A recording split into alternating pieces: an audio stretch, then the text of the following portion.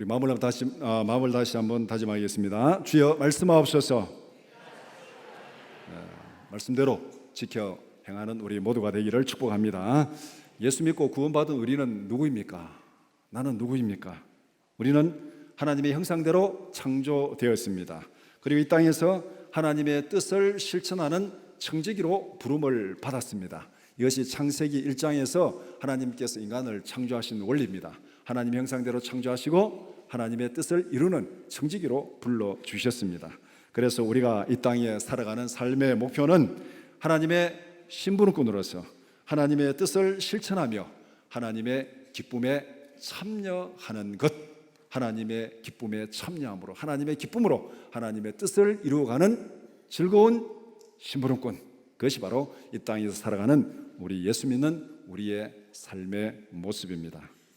나눔지다 가지고 계시죠? 오늘 설교 제목이 무엇입니까?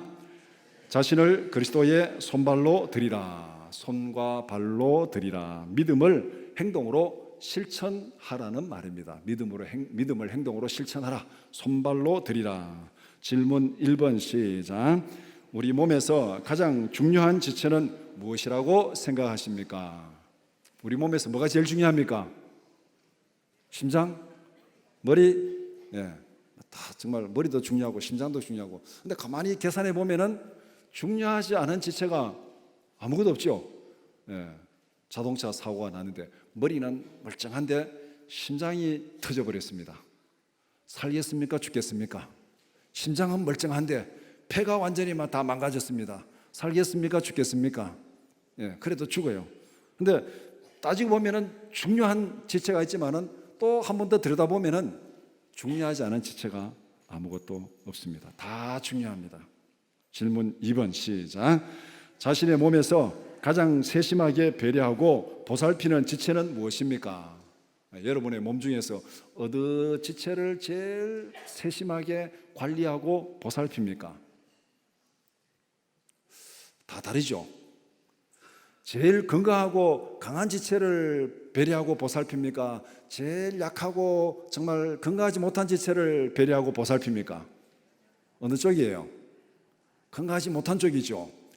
자기 몸에서 약한 부분이 있으면은 그 약한 지체를 제일 보살피고 배려합니다.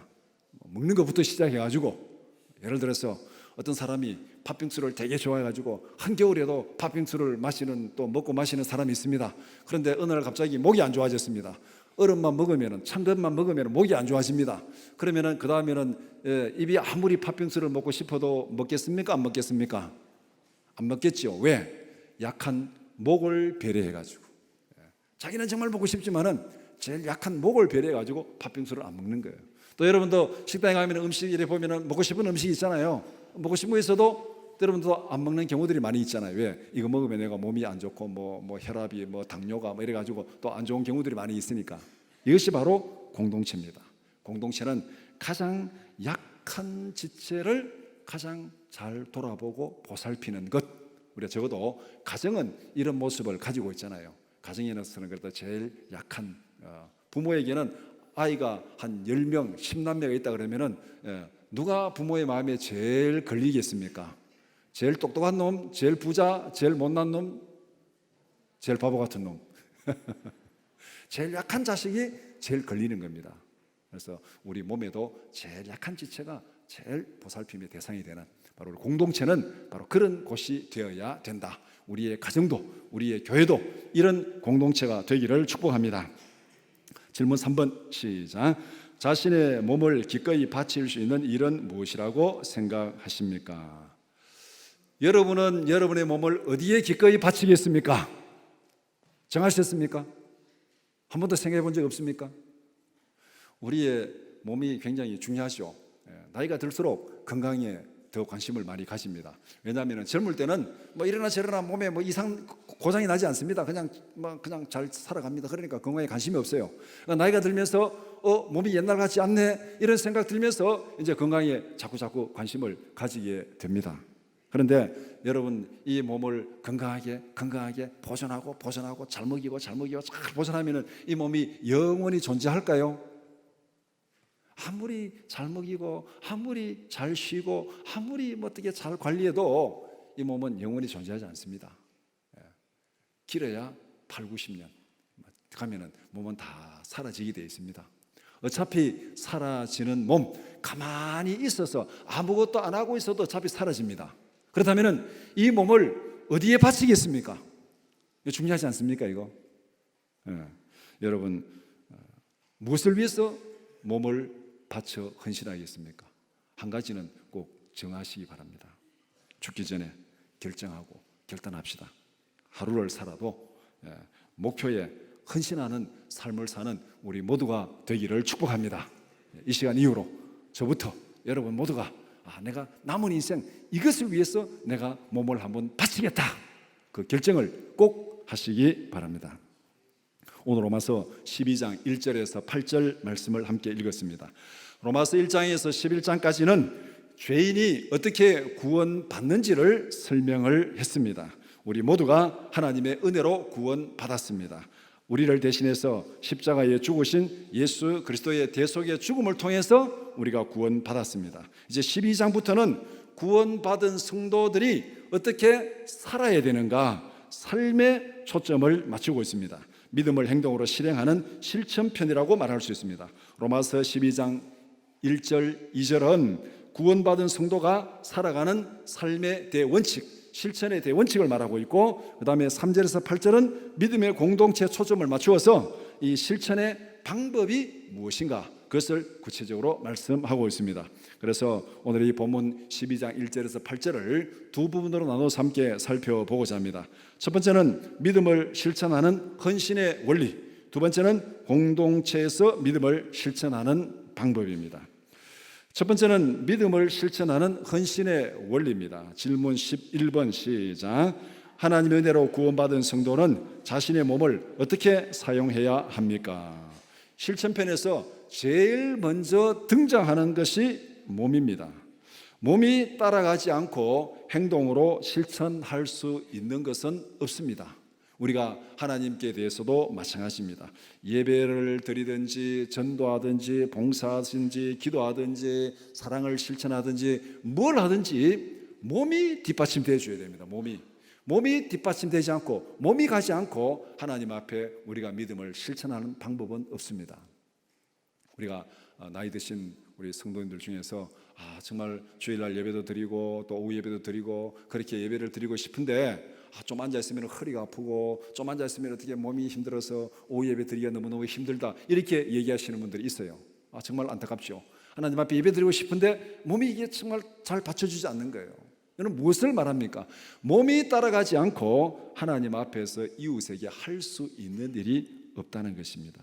그래서 실천에서 가장 중요한 몸을 어떻게 사용할 것인가, 오늘 1절에서 너희 몸을 하나님께서 기뻐하시는 거룩한 산 제물로 드리라. 가장 중요한 몸을, 실천에서 가장 중요한 몸을 하나님께서 기뻐하시는 거룩한 산 제물로 드리라, 이렇게 말하고 있는데, 이 말은 두 가지 의미가 있습니다. 첫 번째는 몸을 드린다는 것은 자신의 삶 전체를 드리는 것입니다. 어떤 일에 몸을 드리고 나면 남는 것이 뭐가 있습니까? 몸을 드렸습니다. 몸을 드려서 완전히 불살랐습니다. 남는 게 뭐가 있습니까? 내게 남는 게 없어요. 몸을 다 드리고 나면 내게 남는 것이 없습니다. 몸을 드리라는 것은 자신의 삶 전체를 드리는 것입니다.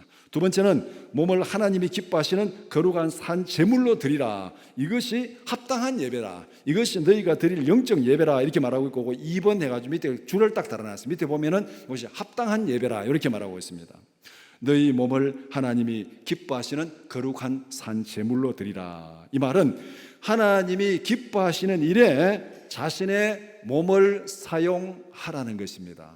로마서 다른 데 보면은 우리의 몸을 의의 병기로 드리라, 의의 도구로 드리라, 죄의 병기로 사용하지 말라. 우리 몸을 의를 행하는 일에 사용하고 죄를 행하는 일에 사용하지 말라, 그렇게 말하고 있습니다. 몸으로 살아가는 삶 전체가 하나님이 기뻐하시는 삶의 제물이 되게 하라. 우리의 삶 자체가 하나님이 기뻐하시는 삶의 제물이 되게 하라. 그래서 이런 고민을 가지고 하나님 앞에 기도한 선지자가 미가 선지자입니다. 구약에 보면 미가 선지자, 하나님께서 내게 무엇을 기뻐할까 막 고민하면서 기도하다 미가 선지자의 결론을 딱 내린 게 있습니다. 여호와께서 내게 기뻐하는 것이 뭐냐? 정의를 행하고 인자를 사랑하고 겸손히 하나님과 동행하는 것이다. 이것을 하나님께서 내게 기뻐한다. 내가 무슨 황소를 드릴까, 수양을 드릴까, 무슨 제물로 하나님 앞에 드릴까 고민을 하는데 하나님의 답변은 황소도 아니고 수양도 아니고 만만의 기름도 아니고 내가 기뻐하는 것은 공의를 행하고 인자를 사랑하고 겸손히 하나님과 동행하는 삶을 내가 원한다. 그것이 바로 우리 하나님 앞에 우리 자신을 거룩한 산 제물로 드리는 것입니다. 생활 속에서 하나님이 기뻐하시는 삶의 예배자가 되는 것, 이것이 예수 그리스도의 은혜로 구원받은 성도가 실천해야 할 삶의 대원칙입니다. 생활 속에서 삶으로 드리는 예배자가 되게 하라. 이것이 첫 번째 원칙입니다. 질문 12번 시작. 삶을 제물로 드리는 예배자가 되기 위해서 힘써야 할 일들은 무엇입니까? 우리가 살아가는 삶 자체가 하나님이 기뻐 받으시는 거룩한 제물이 되게 해야 되는데, 그렇게 하기 위해서는 우리가 어떻게 구체적으로 힘써야 되는가? 2절에서 세 가지를 말하고 있습니다. 첫 번째는 이 세대를 본받지 말라. 이 세대는 죄로 인해서 타락한 세상을 얘기하고 있습니다. 타락한 세상의 풍습과 가치관을 따르지 말라. 이 세상의 타락한 가치관, 그 동기를 가만히 보면 두 가지가 이 세상 사람들의 생각과 행동을 주도해 가고 있습니다. 하나는 이기적인 탐욕입니다. 더 많이 가지기 위해서, 다른 사람보다 더 많이 가지기 위해서 이기적인 탐욕, 이것이 우리 마음속에 꽉 차 있고, 그 다음에 두 번째는 방탕한 삶입니다. 많이 가지면은 그 다음에는 내가 한번 마음껏 해보고 싶다. 내 마음대로, 누구의 간섭도 받지 않고 내 마음대로 해보고 싶다. 이것이 이 세상의 타락한 풍습이 이끌어가는 삶의 모습입니다. 이 모습을 예수님은 탕자의 비유를 통해서 탕자의 삶에서 딱 보여주고 있습니다. 아버지 재산을 딱 자기 몫으로 딱 챙기고, 그 챙기면 그 다음 뭡니까? 내 마음대로 살아보겠다. 허랑방탕하게 살아가는 그 모습, 그것이 타락한 이 세상 사람들이 살아가는 근본적인 동기고, 타락한 문화가 추구하는 겁니다. 오늘 이 타락한 문화가 추구하는 게 뭡니까? 더 많이 가지는 것, 더 방탕하게 살아가는 것, 이것이 우리의 삶을 이끌어가고 있습니다. 그런데 성경은 그것을 따라가지 말라, 이 세대를 본받지 말라고 분명히 말씀하고 있습니다. 자신을 거룩한 산 제물로 드린다는 것은 이 세상에 물들지 않는 삶을 하나님께 드리는 것입니다. 두 번째는 너희 마음을 새롭게 함으로 변화를 받으라고 말씀합니다. 세상에 속한 마음을 벗어버리고 그리스도의 마음으로 다시 바꿔 입으라, 이 얘기예요. 세상을 본받지 말고, 그럼 세상에 속한 마음을 벗어버리고 어떻게 되는 거예요? 그리스도의 마음으로 다시 새롭게 입으라. 이런 내용을 에베소서 5장 18절에서 이렇게 말씀합니다. 에베소서 5장 18절 시작. 술 취하지 말라, 이는 방탕한 것이니 오직 성령으로 충만함을 받으라. 술 취함은 방탕한 삶의 대명사입니다. 방탕한 삶의 대명사. 탕자가 가서 허랑방탕하게 살아간 그 삶의 모습, 오늘 이 땅에서 정말 하나님을 알지 못하고 살아가는 삶의 모습, 이 모든 거 술 취하지 말고 방탕한 것이 벗어버리고 오직 성령으로 충만함을 받으라. 타락한 가치관에 물든 마음을 성령의 마음으로 교체하라고 말씀하고 있습니다. 우리가 거룩한 삶의 제사를 드리기 위해서는 우리의 마음이 바뀌어야 된다는 거예요. 세상에 속한 마음에서 성령에 속한 마음으로 마음이 바뀌어야 된다. 그 다음에 세 번째는 하나님의 선하시고 기뻐하시고 온전한 뜻이 무엇인지 분별하라고 말씀합니다. 성도의 거룩한 삶의 완성은 하나님의 뜻을 이루고 실천하는 것입니다. 하나님의 뜻을 실천하는 것이 이 땅에서 성도가 추구해야 될 삶의 목표입니다. 이것이 우리가 하나님의 정직이로 살아가야 될 이유고 목적입니다. 예수님께서 주님 가르친 기도도 바로 이 뜻이 이루어지게 해달라고 그렇게 기도하고 있습니다. 그러니까 하나님께서 기뻐하시고 하나님께서 선하게 생각하는 그 뜻이 무엇인지 분별하고 그 뜻을 실천하라. 이것이 우리가 거룩한 산 제물로 하나님 앞에 드리는 것이다. 그리고 보면 2절에서 말하고 있는 이 단계가 세 단계로 딱 있습니다. 첫 번째는 이 세대를 본받지 말고 이 세대에서 돌아서라는 거, 돌아서라. 이 세대를 본받지 말고, 그 다음에 마음을 새롭게 하라. 마음을 새롭게 하고, 그 다음에 하나님의 뜻을 깨닫고 거기에 집중하라. 요 세 단계, 세상에서 돌아서서 하나님께로 집중하는 이것이 거룩한 산 제사를 드리는 우리의 삶의 자세라고 말하고 있습니다. 이런 삶의 모습은 시편 1편에서도 말하고 있는 것과 똑같잖아요. 세 단계로 하나님께로 돌아서는 것, 탕자가 돌아서는 것도 마찬가지고, 그 세대에서 혈황방탕에서 돌아서 가지고 아버지께로 돌아오는 그 모습을 여기서 말씀하고 있습니다. 이 세상을 등지고 돌아서서 마음을 바꾸어서 하나님의 뜻에 집중하는 그런 삶을 살 때 우리가 하나님 앞에 삶을 거룩한 산 제사로 드리는 삶의 예배자가 될 수 있다. 그렇게 실천의 원리를 말하고 있습니다. 두 번째는 공동체에서 믿음을 실천하는 방법입니다. 질문 21번 시작. 공동체를 섬길 때 가장 중요한 자세는 무엇입니까? 3절에 각 사람에게 나누어 주신 믿음의 분량대로 생각하고 행동하라. 각 사람에게 나누어 주신 믿음의 분량이 같다는 것입니까? 다르다는 것입니까? 다르다는 것이죠. 각 사람에게 나누어 주신 믿음의 분량대로. 우리가 여기에 다 앉아 있지만은 우리가 하나님 앞에 받은 믿음의 분량은 다 다릅니다.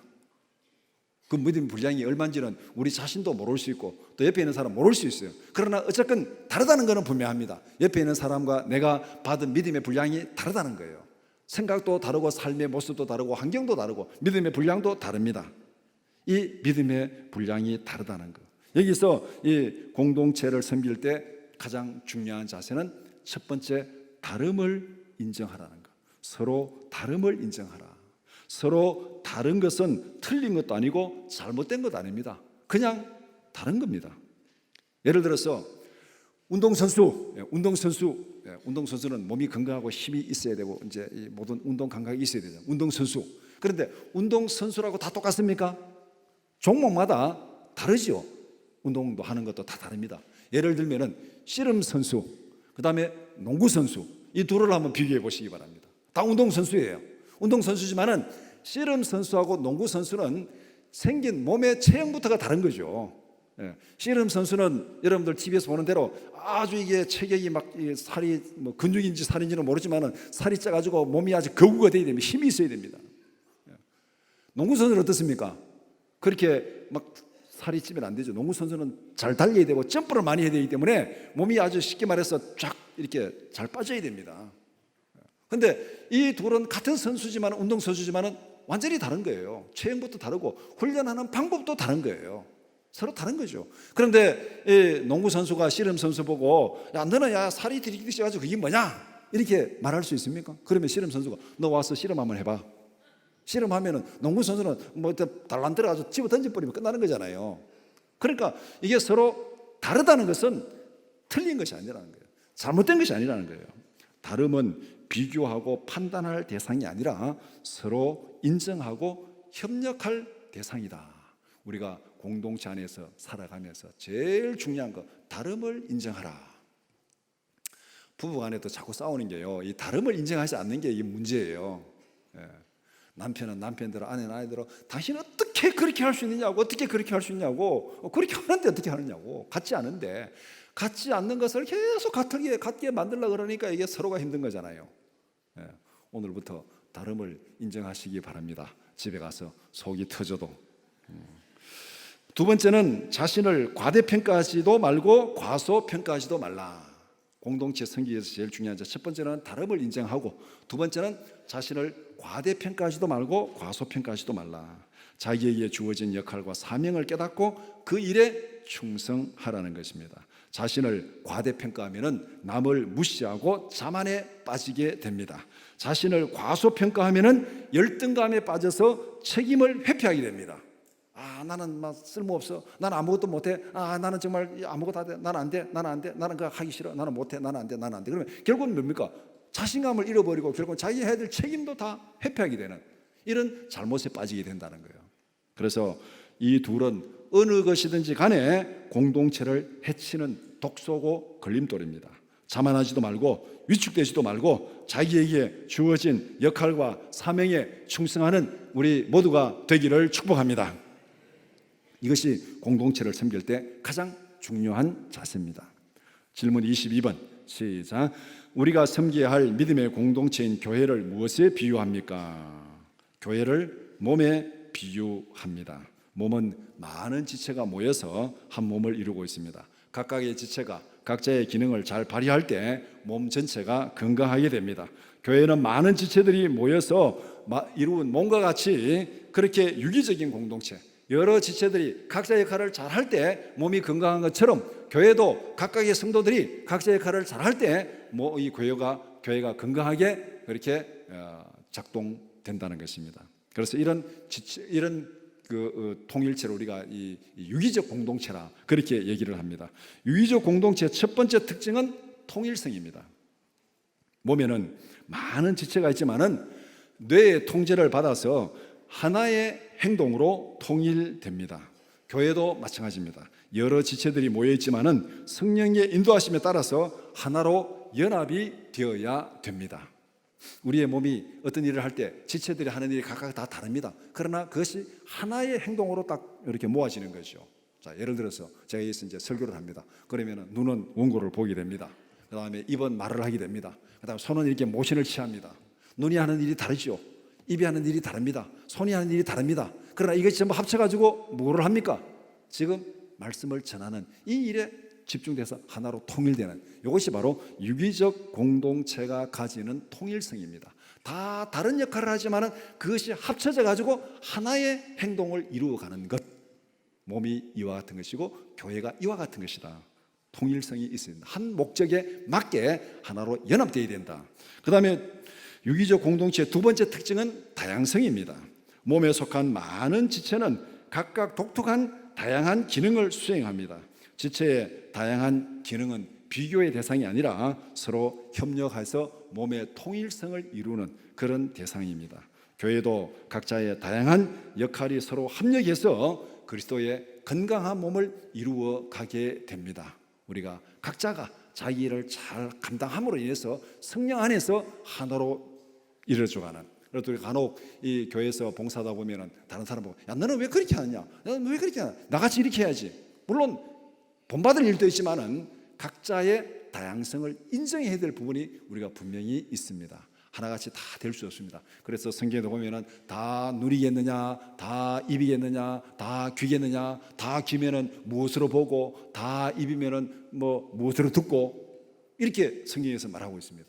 우리가 각자 하나님 앞에 받은 그 은사의 다양성을 지키고 그 다양성이 잘 발휘되어서 하나님 앞에 아름다운 공동체를 이루어가는 그런 교회, 그것을 바로 몸에 비유해서 설명하고 있습니다.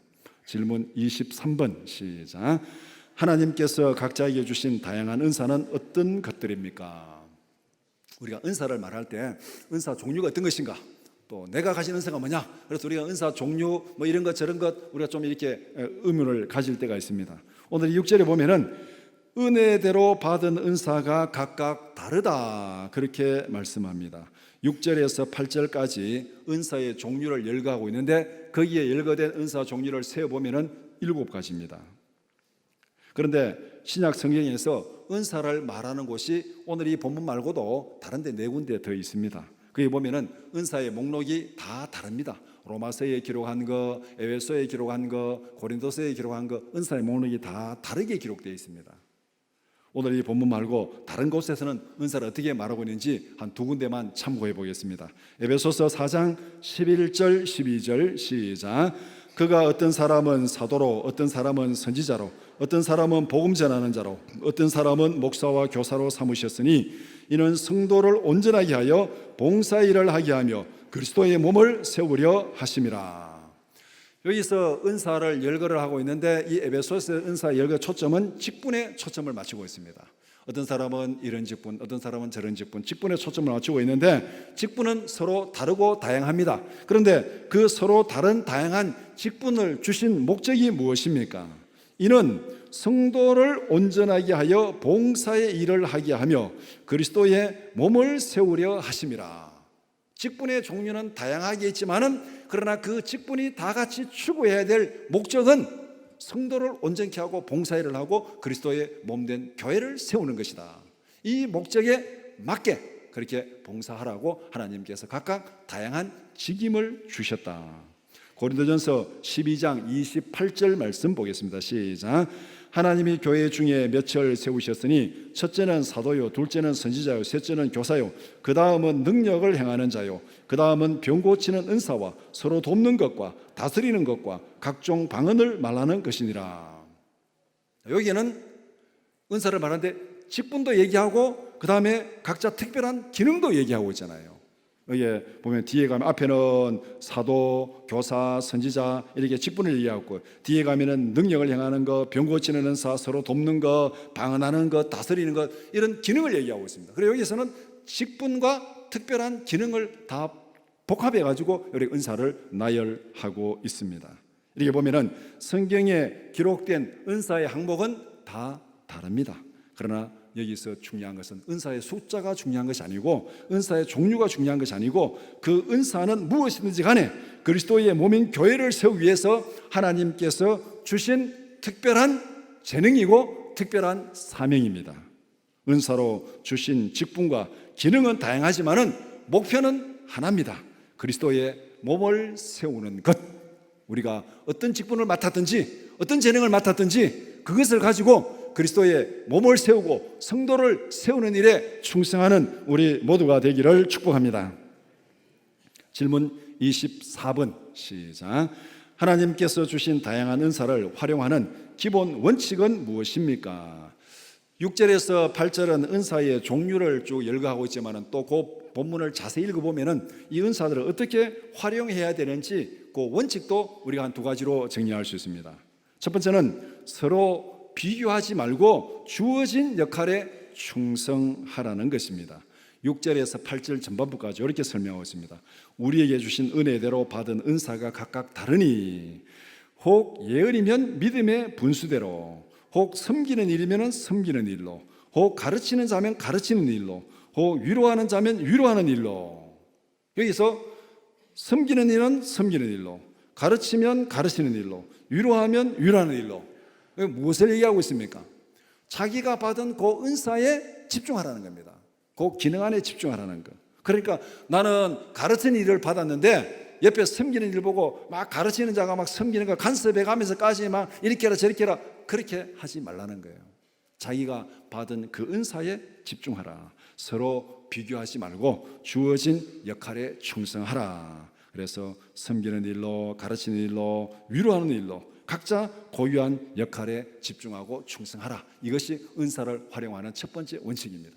그 다음에 두 번째는 은사를 주신 하나님의 마음을 알고 감사함으로 기쁨으로 충성하라는 것입니다. 8절 9절 또 이렇게 뒤에 보면 이렇게 합니다. 구제하는 자는 성실함으로, 다스리는 자는 부지런함으로, 긍휼을 베푸는 자는 즐거움으로 할 것이니라. 앞에 있는 대로 표현하면 이렇게 구제하는 자는 구제하는 일로, 다스리는 자는 다스리는 일로, 긍휼을 베푸는 자는 긍휼을 베푸는 일로. 이렇게 하면 앞에하고 다 일관성인데 또 뒤에 가가지고는 요거를 딱 바꿔가지고 성실함으로, 부지런함으로, 즐거움으로 하라 그렇게 말씀합니다. 달리 말하면은 감사함으로, 기쁨으로 솔선수범하라는 것입니다. 요거는 요것만 해야 되니까 앞에 있는 은사도 다 마찬가지라는. 앞에 있는 은사도 그러면 앞에 뭐 가르치는 자는 그러면 뭐 어거지로 하면 됩니까? 가르치는 자도 마찬가지라는 거. 모든 은사의 행동 방향은 바로 이렇다는 겁니다. 달리 말하면은 감사함으로, 기쁨으로 솔선수범하라. 왜 그렇게 해야 됩니까? 우리는 하나님의 주신 재능으로 하나님의 일을 하는 하나님의 심부름꾼이기 때문에 그렇습니다.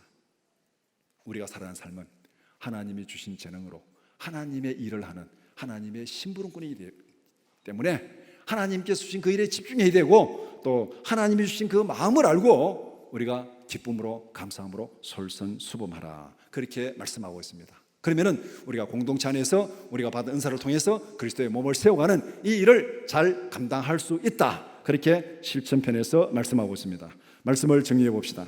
교회는 그리스도의 몸입니다. 몸에는 많은 지체가 있습니다. 모든 성도들은 그리스도의 몸을 구성하는 지체로 존재합니다. 모든 지체가 건강하게 각자의 역할을 잘 감당할 때 몸이 건강하게 됩니다. 교회도 마찬가지입니다. 자신의 몸을 그리스도의 손과 발로 드리라. 헌신한다는 것은 몸을 드리는 것입니다. 몸을 드린다는 것은 자신의 삶 전체를 드리는 것입니다. 몸을 드린다는 것은 믿음을 행동으로 실천하는 거예요. 손과 발로 실천하는 것입니다. 몸이 따르지 않고 믿음을 실천하는 방법은 없습니다. 그래서 실천편에서 제일 먼저 등장하는 것이 너희 몸을 드리라. 너희 몸을 하나님이 기뻐하시는 거룩한 산 제물로 드리라. 그렇게 말씀합니다. 몸으로 행동으로 믿음의 원리를 실천하는 우리 모두가 되기를 축복합니다. 하나님의 뜻을 실천하는 그리스도의 손과 발로 자신의 몸을 드리는 우리 모두가 되기를 축원합니다. 기도드리겠습니다.